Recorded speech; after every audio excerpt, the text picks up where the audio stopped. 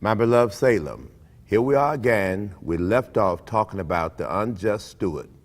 We talked about the certain man who gave to one of his servants 5 talents, another 2 talents, and another he gave 1 talent. The servant who was the recipient of the 1 talent is the only one who took what the master had given him, buried it, and brought it back to him just as it was. The servants who had been the recipients of the 5 talents and the 2 talents were ones who brought back double the amount because they carried out the principle that we're dealing with, the principle of investing. The point is this: if you want your life to be resurrected, you must learn to be a steward. So the question is, what is the responsibility of a steward? When his master entrusts him with goods, he is to make those goods grow. He is to invest them, and you are not simply to hold on to whatever it is that God has given you. Too many of us think that when we are holding on to what it is that God has given us, that this is biblical, when in actuality it is not. We are stewards as children of God, and we are to invest. And what do I mean? See our investment grow. That's when you're really being biblical. Now, when you invest, your motives must be right in terms of investing. If your motive is one of greed or one of pride, the Bible teaches that God needs to have mercy on you. Let me show you a very interesting passage. In 1 Timothy chapter 6, verses 6 through 9, we see the godliness with contentment brings about great gain. When you are godly and contented in what it is that you have. Listen to what the Living Bible says in 1 Timothy chapter 6, commencing with verses 6 through 9. Do you want to be truly rich? Listen to what it says. You already are rich if you are happy and good.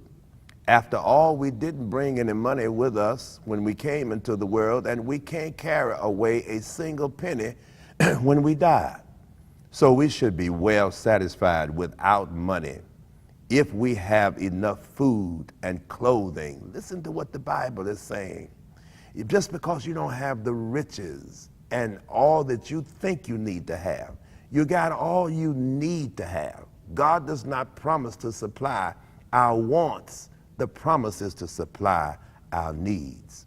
Verse 9 says, but people who long to be rich soon began to do all kinds of wrong things to get money, things that hurt them and make them evil-minded and finally send them to hell itself. Isn't that something? That's going to that root. The love of money is the root of all evil. 1 Timothy chapter 6, verse 17 says, tell those who are rich not to be proud and not to trust in their money, which will soon be gone, but their pride and trust should be in the living God, who always richly gives us all we need for our enjoyment. God bless his word today. And it comes down to investing. When it comes down to putting back into the kingdom what God has given you, do it with God and contentment, and you'll have happiness. The principle of investment. When we come back again, we're going to wrap this whole principle of investment up with the wisest man who ever lived, who said in that part of Ecclesiastes chapter 11, verse 1, cast thy bread upon the waters, and it shall return after many days. Stay in tune now with your schedules.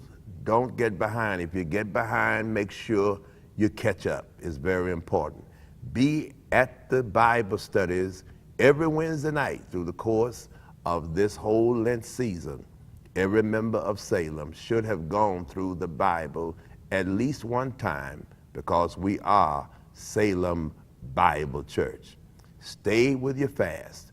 Fast your activities, your foods.